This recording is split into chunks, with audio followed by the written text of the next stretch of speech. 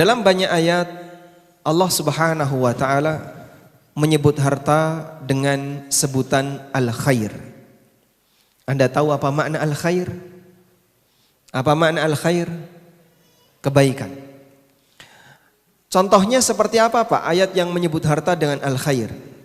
Allah berfirman, Anda bisa sebutkan, ini ada di surat apa ya? Nanti angkat tangan ya. Wa innahu lihubbil khairi lasyadid.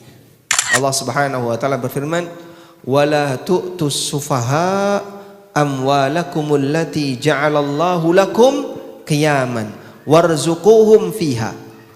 Janganlah kalian berikan kepada as-sufaha, orang-orang bodoh, amwalakum, harta kalian.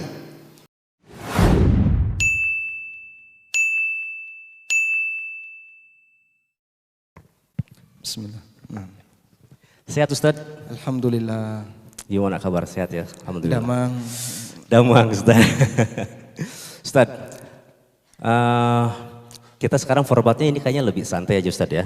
Kita lebih kayak talk show juga, namun tetap berfaedah insya Allah Ustaz ya. Ya, ini kalau jam kritis seperti ini, kajiannya satu arah, bisa jadi yang melek cuman saya sendiri. Bisa jadi teman-teman juga. Makanya di kondisi siang-siang seperti ini biasanya jam istirahat. Iya. Makanya pastikan Anda selalu konsentrasi tapi jangan melebihi dosis ya. Dan alhamdulillah ya teman-teman, kita pekan ini banyak sekali asatidz yang datang ke Bandung, kita jadi banyak ngaji di sini alhamdulillah. Jadi sebisa mungkin sekarang ini powernya harus yang paling kuat ini udah nggak ada lagi sampai besok Ustaz. Jadi sisa-sisa tenaganya kita pakai sekarang. Oke, Ustaz, kita ini akan membahas tentang harta ya yang bisa mengubah segalanya dari dua sisi, baik itu baik atau itu buruk. Nah, sebelum kita mulai Ustadz, sebenarnya kita pengen tahu sih apa sih definisi harta yang berkah dan apa sih harta yang halal. Dan ada nggak sih indikasinya nih ketika orang itu mungkin banyak mendapatkan harta, terus dia banyak memberikan manfaat buat orang lain, tapi di waktu yang bersamaan ternyata dia menghasilkannya itu dari harta yang memang bukan yang halal Ustadz. Jadi apa itu definisi harta berkah dan adakah tanda-tandanya Ustadz? Alhamdulillah wassalatu wassalamu ala rasulillah wa ala alihi wa sahbihi wa mawalah wa asyhadu an la ilaha illallah wahdahu la syarikalah wa asyhadu anna muhammadan abduhu wa rasuluh sallallahu alaihi wa ala alihi wa sahbihi wa man tabi'ahum bi ihsanin ila yaumiddin. Sebelumnya saya tertarik untuk breakdown dari judul kita ya. Tadi disebutkan judulnya adalah ketika harta mengubah segalanya. Mengubah di sini bisa bentuknya adalah menjadikan manusia bisa lebih baik atau sebaliknya menjadikan manusia bisa lebih buruk. Kita tahu bahwa setiap yang ada di muka bumi ini yang merupakan ciptaan Allah bisa kita bagi menjadi dua. Yang pertama atau bahkan bisa kita bagi jadi tiga ya. Yang pertama, makhluk yang dia tidak punya potensi buruk sama sekali. Seperti para malaikat. Maka mencacat makhluk seperti ini hukumnya terlarang.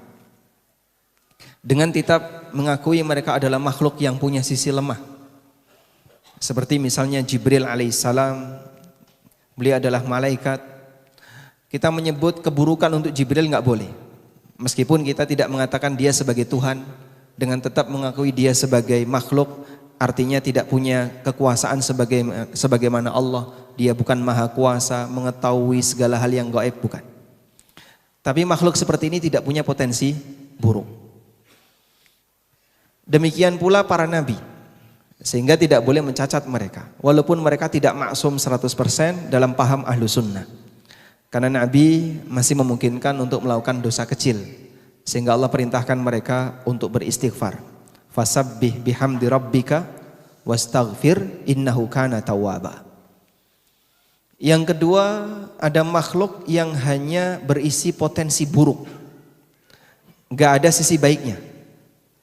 Contohnya setan, iblis dan bala tentaranya.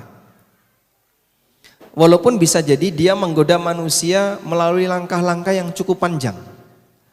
Dan dalam langkah itu bisa jadi ada nuansa kebaikan.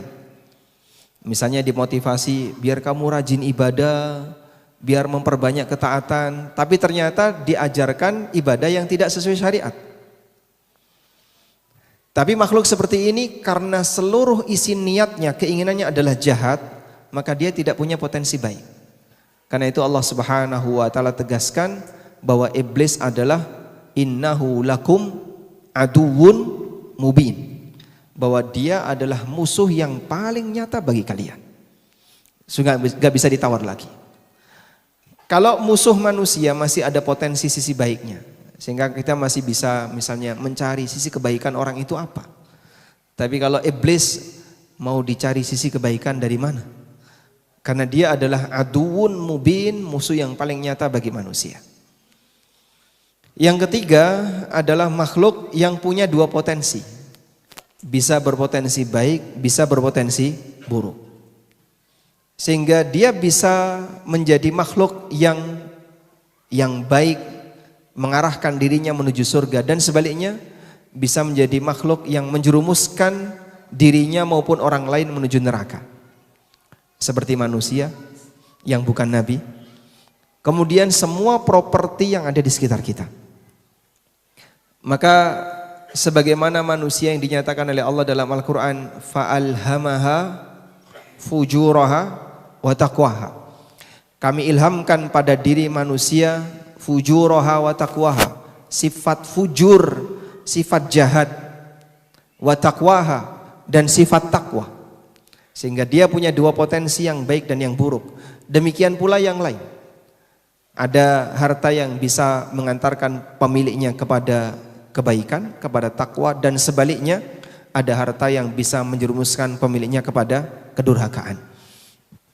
Karena itu ketika kita membahas harta bisa mengubah, sasaran kita adalah memahami seperti apa potensi harta yang bisa mengarahkan kita kepada kebaikan dan sebaliknya.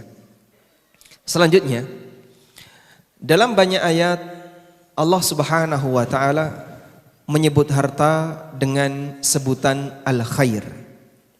Anda tahu apa makna al-khair? Apa makna al-khair? Kebaikan. Contohnya seperti apa Pak ayat yang menyebut harta dengan al-khair? Allah berfirman, Anda bisa sebutkan, ini ada di surat apa ya? Nanti angkat tangan ya. Wa innahu lihubbil khairi lasyadid. Al-Adiyat, ayat berapa? Pas. Ayat 5, 4 atau 5. Ada ayat 4 atau 5 kita? Ada hadiahnya enggak? Ada ya, nanti bisa minta ke panitia ya. Di surat Al-Adiyat Allah menegaskan wa innahu lihubbil khairi lasyadid. Sesungguhnya manusia lihubbil khair, terhadap al khair mereka sangat mencintai. Al khair di situ maknanya apa? Harta.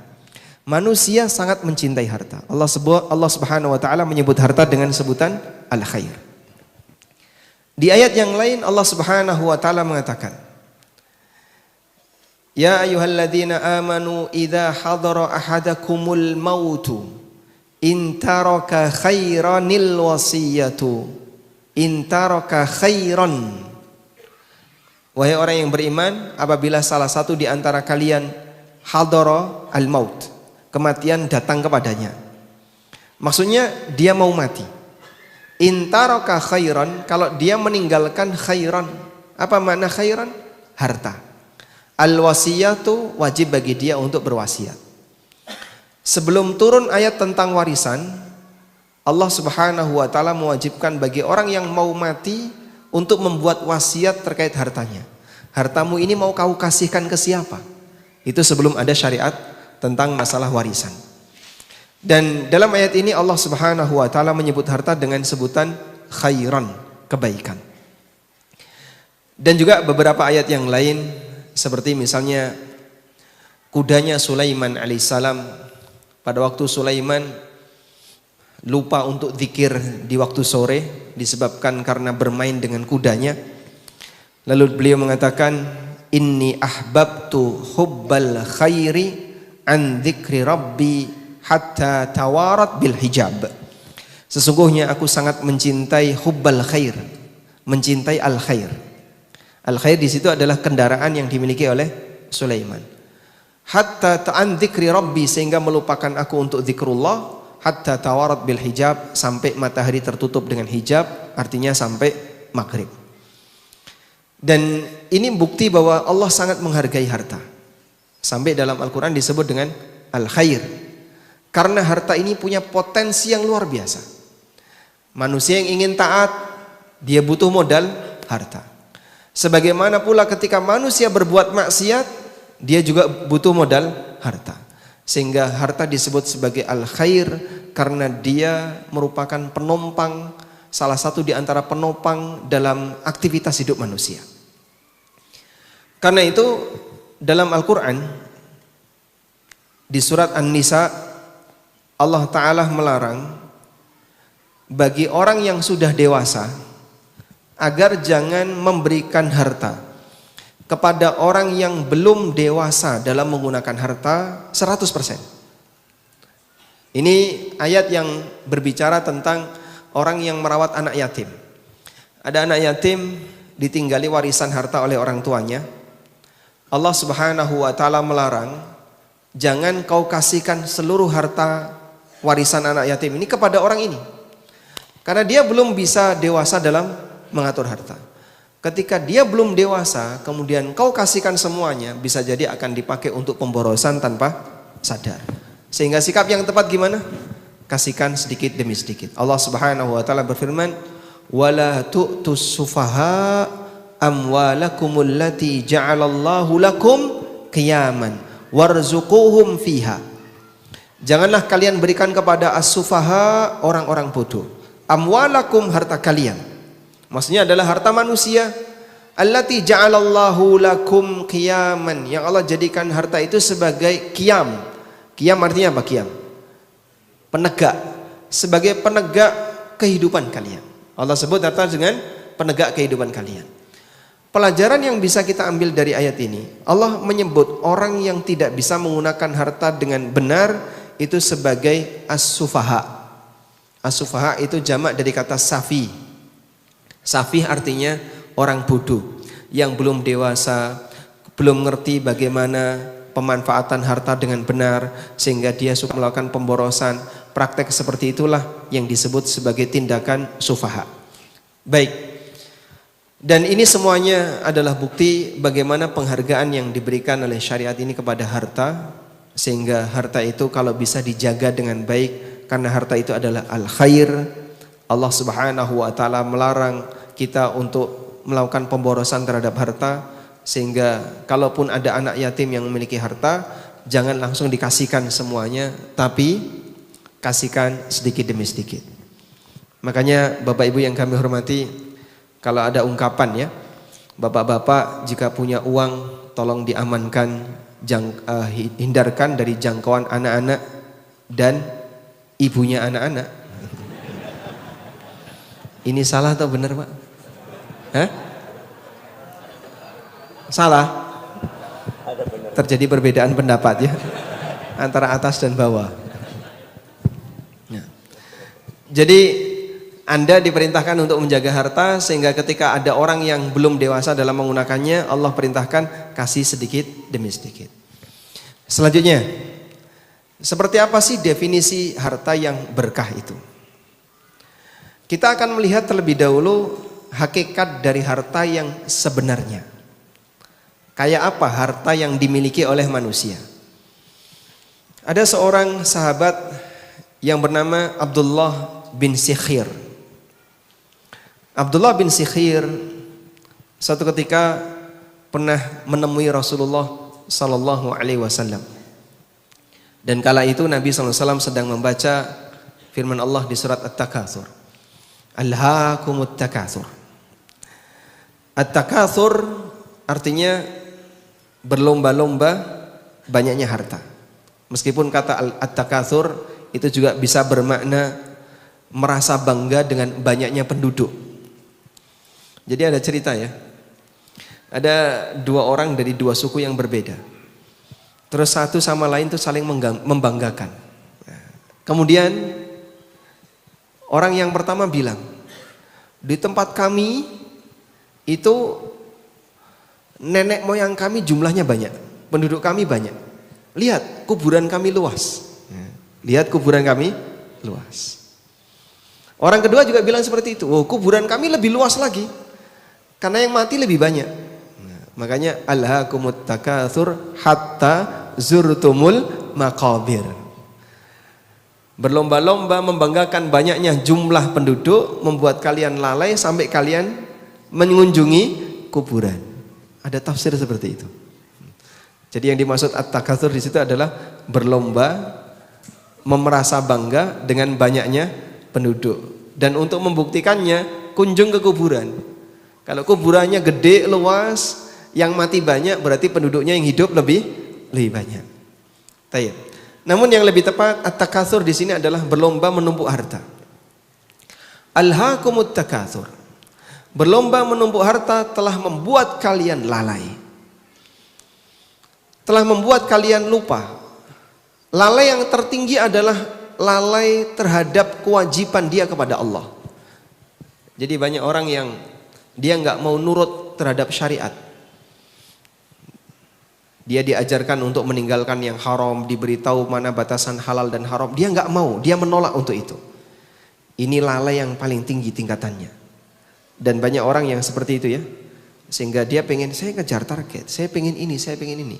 Kalau ini nggak saya ambil gimana? Apa-apa kok dikit-dikit dihukumi haram.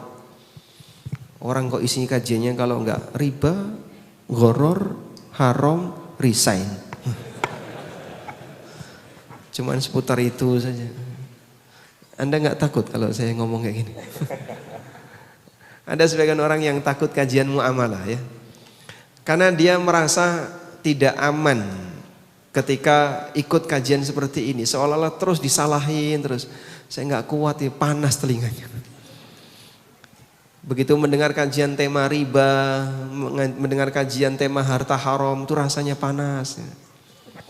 Sampai saya pernah datang di salah satu daerah ya. Ustadz di daerah itu bilang ke saya, mohon maaf untuk kali ini di sini nggak boleh bahas riba. Masya Allah. Lah kenapa? Masyarakatnya belum siap. Siapnya kapan? Wallahu a'lam. Apa nunggu Dajjal keluar baru siap? Baik. Ketika Nabi SAW membaca ayat ini, kembali kepada hadis Abdullah bin Syihir tadi ya. Saat Rasulullah SAW membaca alhaakumut takatsur, lalu beliau berhenti dan beliau bersabda, yaqulu ibnu Adam mali mali. Manusia selalu mengatakan mali mali, ini hartaku, ini hartaku, ini rumahku, ini propertiku, ini kendaraanku. Dia begitu bangga dengan apa yang dia miliki, suka dipamerin, flexing dengan apapun yang dia punya. Ini punyaku, ini hartaku. Sehingga kadang misalnya ya, kenalan sama orang. Saat kita belum tahu properti apa yang dimiliki oleh orang ini, kita kan biasa saja ya. Begitu dia saya tahu, dia itu yang punya hotel itu loh. Oh iya loh, baru tahu ya mas kalau saya punya hotel. Ada nggak nilai lebih ketika orang nampak kalau di belakang dia ada banyak kekayaan? Ada. Dia merasa lebih hebat, dia merasa lebih punya status sosial.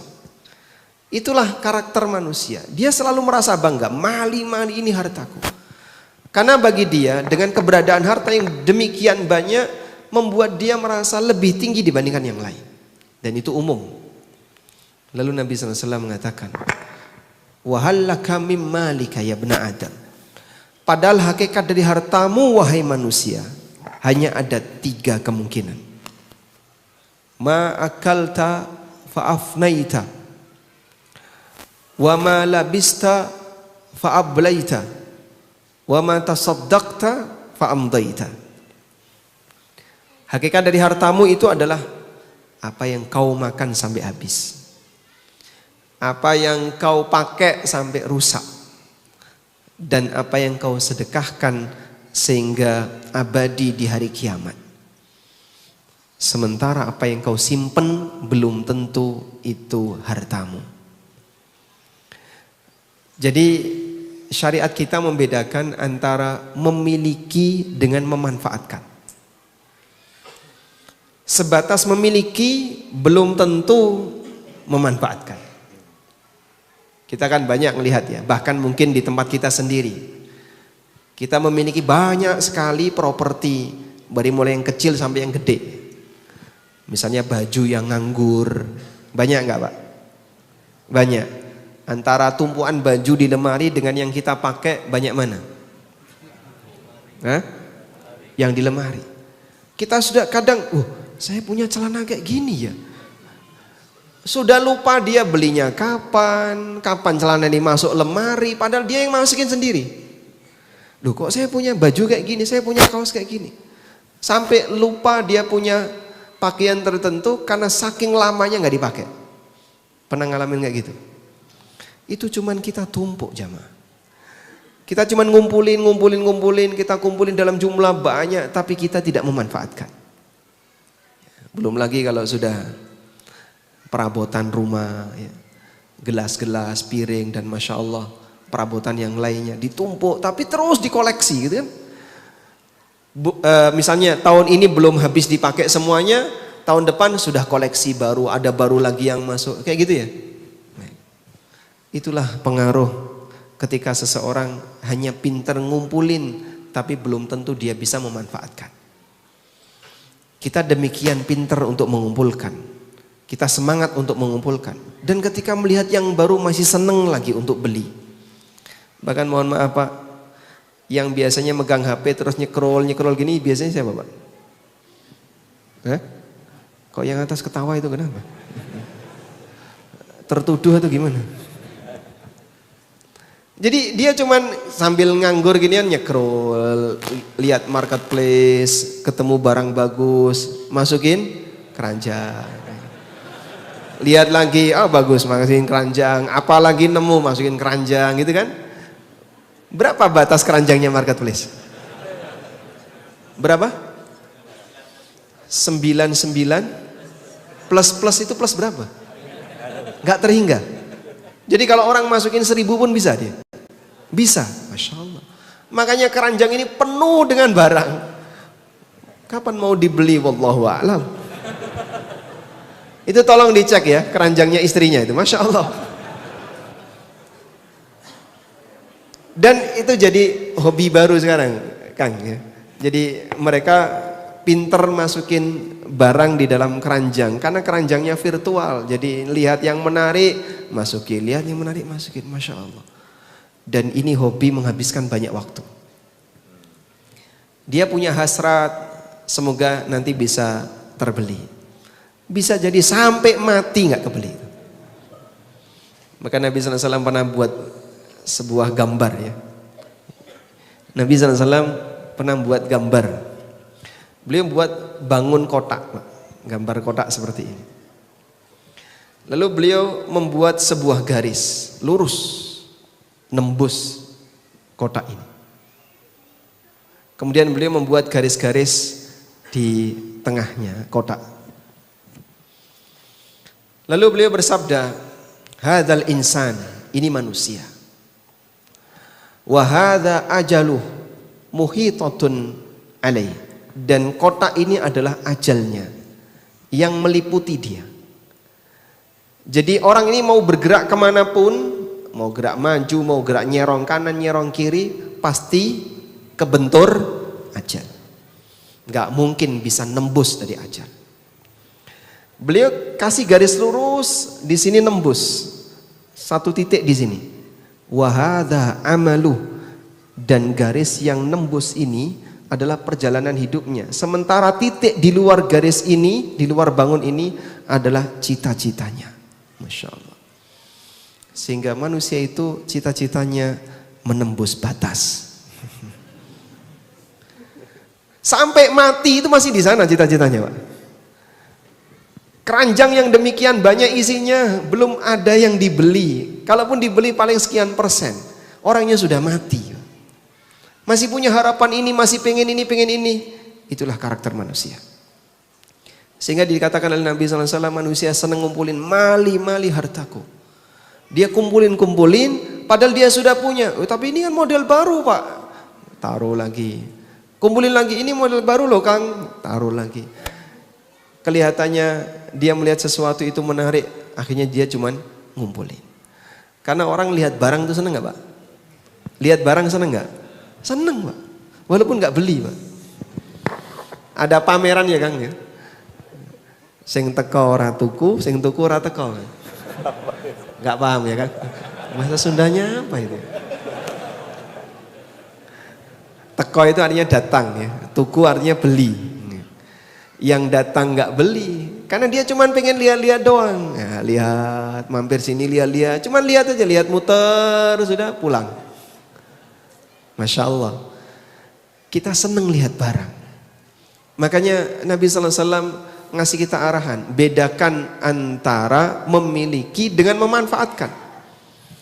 Terus harta yang sejatinya yang mana? Yang mana Pak? Yang dimanfaatkan, bukan yang dimiliki. Anda mungkin bisa ngumpulin dalam jumlah banyak, mengumpulkan dan memiliki dalam jumlah banyak, tapi belum tentu bisa memanfaatkan. Maka manusia yang paling berkah hartanya adalah orang yang hartanya paling termanfaatkan. Termanfaatkan itu bisa memberikan layanan untuk dirinya, dia makan sampai habis, dia pakai sampai rusak. Ada nggak Pak orang yang terlalu sayang dengan hartanya sehingga mau pakai hartanya dia nggak mau? Punya motor cuman dilapin tiap hari, ditaruh di ruang tamu, ditulisi dilarang naik. Ini kan salah fungsi. Fungsi motor itu apa? Dinaiki. Ini malah motornya naik dia. Jadi ada banyak sekali orang yang kadang punya barang tertentu mau dibawa keluar itu malu. Ini mobilnya dipakai, baru aja dicuci masa dipakai. Ini hujan, dimasukin ke garasi. Dia aja naik motor, mending orangnya yang kehujanan daripada. Ada juga yang punya tas branded Bang. Iya, dia apa ini biasanya? Ditaruh di lemari itu Pak. Padahal fungsi tas itu apa Pak? Untuk wadah. Ini enggak, tasnya diwadahi. Cuman ditaruh di lemari, sampai kapan tas itu akan keluar? Wallahu alam.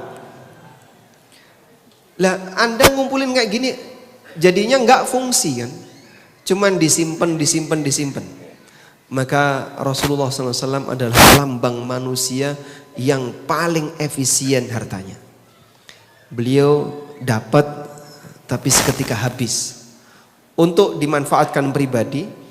Keluarganya ketika masih ada sisa, apa yang dilakukan Nabi SAW? Disedekahkan. Sehingga Rasulullah SAW bukan tipe orang yang suka ngumpulin. Berbeda dengan karakter manusia pada umumnya. Rasulullah SAW adalah orang yang demikian efisien dalam penggunaan harta. Dan efisiensi harta apabila dia termanfaatkan semuanya. Tidak cuma nganggur, nggak dimanfaatkan. Kadang ada orang punya makanan ya, ini kok mahal ya, saya mau makan malu. Akhirnya cuma disimpan, basi. Begitu menjelang basi dimakan. Ada kayak gitu Pak? Lah kenapa kamu beli kalau itu mahal? Ya pengen sesekali beli. Terus cuman dia sayang ini kalau dimakan, aduh mahal banget kok dimakan langsung dah. Cuman disimpan, ya udah. Kualitasnya turun. Dan demikianlah karakter kenikmatan dunia. Allah memberikan batas yang demikian banyak. Karakter kenikmatan dunia itu banyak batasnya. Pertama, nikmat dunia sendiri nggak tahan lama. Nggak ada makanan yang nggak basi. Nggak ada daging yang bisa bertahan lama. Semuanya punya potensi basi. Bahkan barang-barang yang nggak basi dia bisa rusak. Maka dibatasi oleh Allah, gak ada kenikmatan dunia yang sifatnya bertahan lama. Dunianya memang belum kiamat, tapi isinya udah mulai kiamat satu-satu. Ini meja berapa lama umurnya? Dia bagian dari unsur dunia. Bisa bertahan 5 tahun Pak, atau 6 tahun. Innalillahi wa inna ilaihi raji'un. Oh angin. Baik. Bismillah. Ini anak-anak mungkin bisa dijaga ya ketertibannya. Kembali fokus ke sini. Allah Subhanahu wa taala jadikan isi dunianya belum kiamat tapi isinya sudah berakhir satu demi satu secara bertahap. Sehingga ada bagian dunia di masa silam sekarang sudah nggak ada. Ada yang dipertahankan oleh Allah, ada yang dulu jaya sekarang hancur. Beberapa bangunan bertahan seperti Ka'bah. Allah Subhanahu wa taala jadikan bangunan ini bertahan lama. Meskipun bangunan yang lain dia tidak bertahan lama. Demikian pula manusianya sendiri ketika menikmatinya penuh dengan pantangan. Baik. Makanan apa yang paling Bapak sukai? Soto. AA paling suka soto ya. Baik. Dalam soto yang Anda konsumsi, ada nggak potensi bahaya di situ? Ada? Apa saja? Kolesterol. Terus apa lagi? Asam urat. Ada unsur apa yang kira-kira bisa berbahaya bagi badan? Sehingga kenikmatan yang kita punya ketika kita menikmati berpotensi bahaya. Kemudian ditambah lagi kita dibatasi oleh Allah. Saat Bapak sakit misalnya, sakit gigi ya, ada soto yang paling enak, bisa ngerasain enak nggak? Tidak, padahal itu baru satu gigi Pak. Coba kalau yang lubang 10 gigi Pak, nggak bisa ngomong orang itu. Subhanallah. Belum lagi pantangan dalam diri kita. Ditambah lagi ketika harta itu haram dalam mendapatkannya, saat didapatkan takut, nyimpen takut, memakai takut. Betul ya? Sehingga harta hasil, misalnya ini harta bukan milik saya. Saat dia mendapatkannya ketakutan nggak? Ketakutan. Saat dia nyimpen, ketakutan. Saat dia memanfaatkan, ketakutan. Allah jadikan dia serba ketakutan ketika memanfaatkan harta. Mohon maaf, bapak-bapak, pernah nggak Anda merasa ketakutan ketika mau ngasih uang ke ibu? Ada? Hah? Takut ketahuan istri? Ada? Ada? Enggak? Ada misalnya, cuman nggak ngaku di sini. Atau misalnya Anda mau kasih uang ke saudara Anda, tapi takut ketahuan istri. Faktor ketakutan itu bukti bahasanya saya mau melakukan sesuatu yang itu milik saya sendiri. Kenapa ada seperti ini? Kalau ketakutan itu nyaman nggak? Nah, nyaman. Dan umum kadang suami seperti itu. Kadang mohon maaf ada suami yang pengen beli sesuatu tapi dia takut sama istrinya. Atau dia takut sama siapa. Padahal itu miliknya, duit itu miliknya. Tapi saat dia mau memanfaatkan, dia ketakutan. Istri juga sama. Dia dikasih uang sama suaminya.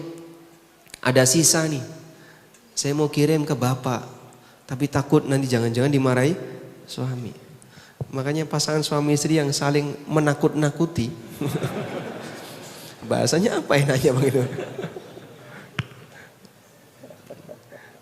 Saat Anda menikah, pada diri orang yang Anda nikahi punya potensi buruk, sebagaimana dia juga punya potensi baik, baik suami maupun istri.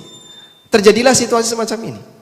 Demikianlah cara Allah membatasi bagi hamba bahwa nikmat dunia itu tidak bisa dinikmati 100%. Allah tidak ridho ketika kenikmatan dunia bisa menyaingi surga. Maka Imam Hasan Al-Basri rahimahullah pernah memberikan sebuah nasihat kepada Umar bin Abdul Aziz.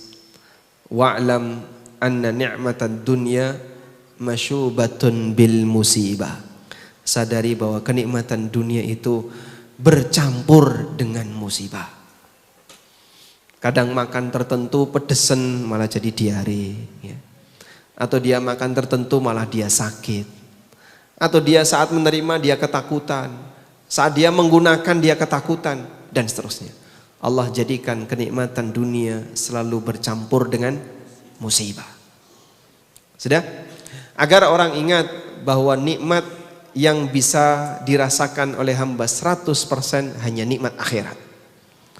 Allah nggak ridho ketika nikmat dunia itu bisa menyaingi surga.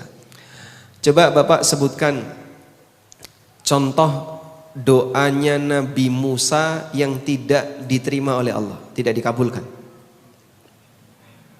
Boleh angkat tangan. Apa contoh? Ya, nah. Ingin melihat Allah. Nabi Ibrahim itu pernah berdoa kepada Allah, Rabbi arini kaifa tuhyil mauta. Ya Allah, tampakkan kepadaku bagaimana caranya engkau bisa menghidupkan makhluk yang mati. Qala awalam tu'min. Allah berfirman, apa kau tidak beriman? Apa kau belum beriman? Qala bala walakin liyatma'inna qalbi. Ibrahim mengatakan, enggak, saya beriman, tapi biar aku makin yakin. Permohonannya dikabulkan enggak? Dikabulkan. Sehingga Nabi Ibrahim diperintahkan oleh Allah, fakhudh arba'atan minat tayr. Silakan kamu ambil 4 burung. Kemudian dicaca-caca, dicampur-campur, kecuali kepalanya. Kepalanya dipegang oleh Ibrahim. Ada banyak versi para ahli tafsir yang menjelaskan burung apa, tapi itu nggak penting. Kemudian kepalanya yang dipegang oleh Ibrahim, dagingnya yang sudah dicampur tadi, termasuk bulu-bulunya dicampur semuanya, terus oleh Ibrahim ditaruh di 4 gunung. Ada yang mengatakan 7 gunung, karena dalam ayat itu yang dibatasi angkanya cuman burungnya, sementara gunungnya tidak disebutkan angkanya. Lalu Ibrahim diperintahkan, sekarang panggil mereka. Ya'tinaka sa'ya. Mereka datang kepadamu dengan cepat. Dan Ibrahim melihat daging kumpul dengan daging, bulu kumpul dengan bulu, darah kumpul dengan darah, menyatu jadi satu, kemudian datang mendekat tanpa kepala. Saat dikasih yang bukan kepalanya, nggak mau. Begitu dikasih yang kepalanya, nyambung, hidup lagi. Ditampakkan oleh Allah di hadapan Ibrahim. Karena melihat semacam ini bukan nikmat surga. Sehingga melihat bagaimana proses penciptaan, Allah tidak jadikan itu sebagai nikmat surga. Maka ketika Ibrahim minta seperti itu, dikabulkan oleh Allah. Tapi saat Nabi Musa alaihissalam, Rabbi arini andur ilai. Ya Allah, aku ingin melihat engkau. Dan Musa meminta itu setelah Musa mendengar firman Allah. Kok bisa, Pak? Mendengar suara Allah langsung. Anda pernah mendengar firman Allah? Al-Quran firman Allah, tapi suaranya manusia yang membaca Quran. Nabi Musa mendengar langsung firman Allah. Allah berfirman, suara Allah didengar oleh Musa. Maka saat beliau mendengar suara Allah, beliau ingin melihat Allah. Ingin mendapatkan nikmat yang lebih tinggi. Setelah beliau mendengarkan suara Allah. Namun Allah tidak kabulkan. Innaka lan tarani, walakin indur ilal jabal fa in istaqarra makanahu fasawfa tarani. Kau tidak akan mampu untuk melihatku, tapi lihatlah ke arah gunung. Kalau gunung ini tetap berada di tempatnya, kau akan melihatku. Falamma tajalla rabbuhu lil jabal. Ketika Allah menampakkan dirinya kepada gunung, hanya 1 kilat. Dan sebagian ahli tafsir menjelaskan, sebagian ulama itu pakai isyarat hanya seujung jari. Allah tampakkan dirinya kepada gunung. Ja'alahu dakkan. Gunung itu meledak. Jadi gunung ini hilang. Dulu ada di zaman Musa, tapi hilang. Wa kharra Musa sa'iqa, kemudian Musa jatuh tersungkur pingsan. Musa tidak kuat ketika melihat ke arah gunung yang meledak. Gunung melihat Allah nggak bisa. Baik. Nah, kenapa Allah tidak mengizinkan Musa ketika berdoa melihat dirinya? Karena ini puncak nikmat surga. Sehingga Allah nggak ridho ketika nikmat surga dikasihkan ke dunia. Maka tidak ada, Pak, manusia yang bisa menikmati hidup di dunia ini 100% itu tidak ada. Pasti ada sisi yang kurang. Oleh karena itu Rasulullah Sallallahu Alaihi Wasallam menjadi manusia yang paling efisien dalam masalah harta karena beliau menyadari untuk bisa mendapatkan kenikmatan puncak adalah perjuangan menuju surga, sehingga harta itu dimanfaatkan semaksimal mungkin. Wallahu a'lam. Ini saya offset yang jadinya kepanjangan. Masya Allah Ustaz. Udah jelas ya teman-teman apa itu tadi definisi dari harta yang berkah. Nah, pertanyaan Ustaz, ya kita ketahui bahwa Nabi Muhammad SAW ketika menikah dengan Khadijah, dikala itu Khadijah pada saat itu banyak juga hartanya ya. Dan kita juga pernah mendengar bahwa Rasulullah SAW beberapa bulan rumahnya itu tidak ngebul ya, tidak ada makanan gitu ya. Nah, gimana sih Rasulullah SAW memanfaatkan hartanya di saat beliau sedang banyak harta ataupun waktu sempit, bagaimana dia memprioritaskan hartanya atau memanfaatkan hartanya pada saat itu? Nah, kalau Anda ditanya apa pekerjaan Nabi SAW? Apa pekerjaan Nabi SAW? Ya, berdagang. Berdagang. Rasulullah SAW berdagang. Kapan Nabi SAW berdagang? Sebelum jadi Nabi. Maka bukan pekerjaan Nabi, karena sebelum jadi Nabi ya. Rasulullah SAW sebelum jadi Nabi, beliau berdagang. Dan itu pekerjaan umumnya penduduk Mekah. Karena penduduk Mekah, mereka tinggal di sebuah daerah yang tidak bisa ditanami, Pak. Sehingga bebatuan Mekah itu tidak sebagaimana tanah Madinah. Maka penduduk Mekah untuk bisa mendapatkan sumber mata pendapatan, mata pencaharian itu dengan cara berdagang. Allah sebutkan dalam Al-Quran, ila fihim rihlatash syita'i wassayf. Mereka punya kebiasaan melakukan rihlah, perjalanan di musim dingin dan musim panas. Perjalanan ini dalam rangka apa? Dalam rangka berdagang. Sehingga masyarakat Arab kota Mekah ketika itu untuk bisa memenuhi kebutuhannya ya berdagang. Datang ke Yaman ketika musim dingin untuk mendapatkan apa yang tidak ada di Mekah dan menjual apa yang ada di Mekah, balik lagi nanti ke Mekah menjual hasil dari Yaman. Saat musim panas ke Syam dan seterusnya. Dari situlah ekonomi Mekah bisa hidup. Tayyib. Nah, Rasulullah SAW melakukan aktivitas yang sama sebagaimana aktivitas masyarakatnya. Sebagaimana aktivitas masyarakatnya. Maka aktivitas beliau sebelum jadi Nabi itu secara zahir berkaitan dengan masalah muamalah sama dengan yang lain. Dan waktu itu yang paling banyak membantu Nabi SAW adalah Khadijah radhiyallahu anha setelah beliau menikah. Sehingga kenapa membuat Nabi SAW demikian jatuh cinta kepada Khadijah. Sampai Aisyah cemburu dengan Khadijah. Padahal sudah meninggal. Tidak ada wanita yang cemburu kepada mayit. Orangnya sudah mati. Tapi karena saking sering disebut sampai Aisyah cemburu. Nabi SAW memberikan pembelaan kepada Khadijah. Dan beliau mengatakan salah satunya adalah wawasatni bimaliha hina mana'anin nas. Khadijah membantuku dengan hartanya ketika banyak orang yang tidak mau membantuku. Gak ada yang mau invest untuk dakwah Rasulullah SAW. Tidak ada yang mau bantu dakwah Nabi SAW. Ketika itu selain Khadijah. Maka kekayaan Khadijah itulah yang mendukung dakwah suaminya. Di awal sebelum beliau hijrah. Dah? Pasca Khadijah wafat, Nabi SAW kemudian hijrah sekian tahun setelah itu. Sumber pendapatan Rasulullah SAW berikutnya dialihkan oleh Allah kepada apa aja? Apa pendapatan beliau? Ya, ghanimah. Nabi SAW mendapatkan sumber untuk pencaharian beliau dari, maksud saya adalah nafkah beliau dari ghanimah. Untuk nafkah beliau dan keluarga beliau Allah berikan ghanimah.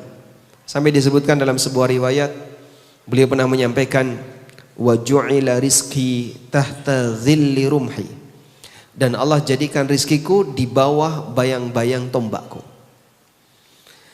Dari situlah Rasulullah SAW mendapatkan tabungan, sumber pendapatan untuk nafkah beliau dan keluarganya. Baik, Tapi karena ghanimah Pak, bisa Anda bayangkan, namanya ghanimah kan kadang banyak, kadang nggak ada, kadang dikit. Sehingga ghanimahnya tidak ajak. Sampai pada titik tertentu ghanimah yang dimiliki oleh kaum muslimin itu berupa kebun. Sehingga menghasilkan kurma yang sifatnya ajak terus menerus. Ghanimah negeri mana itu? Negeri mana? Negeri mana Syekh? Khaybar.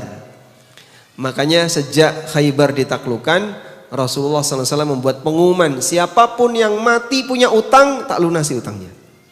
Itu sejak Khaybar ditaklukkan. Karena ketika beliau mendapatkan ghanimah Khaybar, beliau mendapatkan kebun kurma yang luas sekali. Dan dari hasil itu Rasulullah SAW gunakan untuk nutupi utang-utang kaum muslimin. Baik. Nah, karena demikian kondisi ghanimah, terkadang beliau dapat banyak, kemudian beliau kasih-kasihkan kepada orang lain. Maka wajar kalau kemudian di rumahnya Aisyah radhiyallahu anha, Rasulullah sallallahu alaihi wasallam terkadang tidak bisa mendatangkan bahan makanan karena sudah nggak punya. Sehingga Aisyah pernah bercerita, "Inni la andurul hilal, thumma andurul hilal, thumma andurul hilal, muddata syahrain." Sudah terbit hilal. Sampai terbit hilal berikutnya. Sampai terbit hilal berikutnya. Kurang lebih 2 bulan. Dapurnya Aisyah tidak ngepul. Kenapa nggak ngepul? Kalau orang zaman sekarang Pak, kenapa dapurnya nggak ngepul? Gas entek. Gasnya habis. Aisyah radhiyallahu anha, kenapa dapurnya nggak ngepul? Nggak ada yang dimasak. Mau masak bahan apa? Nggak ada bahan. Sampai ulama tabi'in bertanya, wa ma ta'kulan, terus yang Anda makan itu apa? Maka Aisyah menunjukkan, apa yang dimakan? Al-aswadain, kurma dan air. Kuat nggak Pak kayak gitu Pak? Kuat? Nggak bosan makan kurma 2 bulan?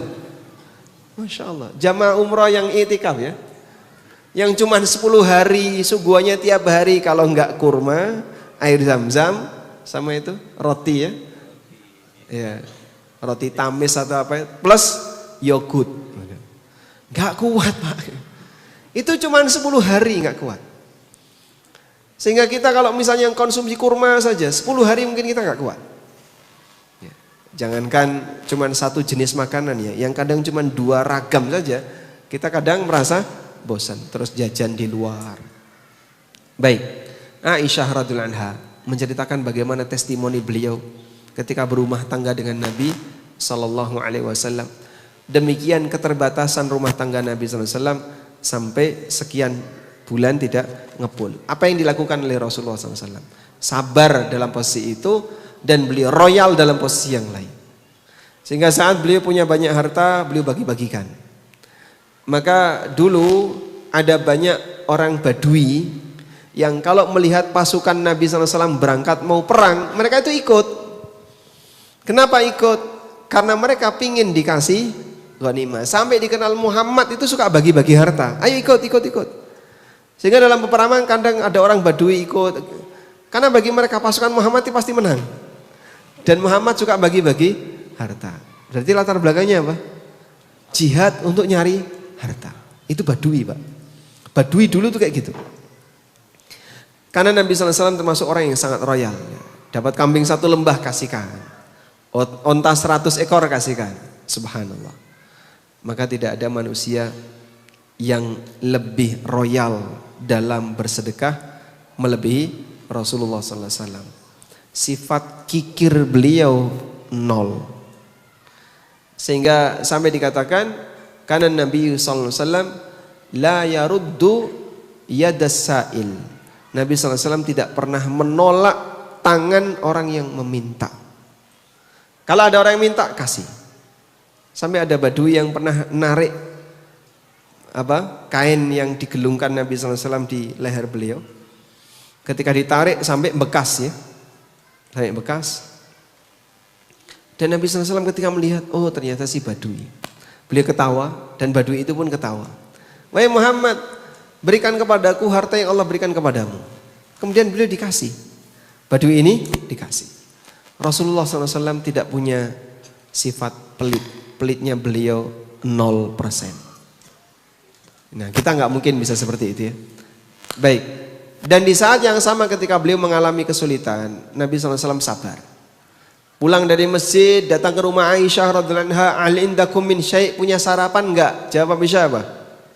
Jawab Aisyah apa? Enggak ada. Apa yang boleh lakukan? Tak puasa. Laki zaman sekarang pulang enggak ada sarapan. Kamu ngapain saja dari tadi? Tidur enggak masak. Orangnya datang mau sarapan enggak ada. Aisyah radhiyallahu anha ketika didatangi Nabi SAW, punya apa? Enggak ada. Idzan asum, kalau begitu saya tak puasa. Masya Allah. Dan ini bukti bahwa Rasulullah SAW sangat sabar walaupun dalam kondisi kesulitan. Nah.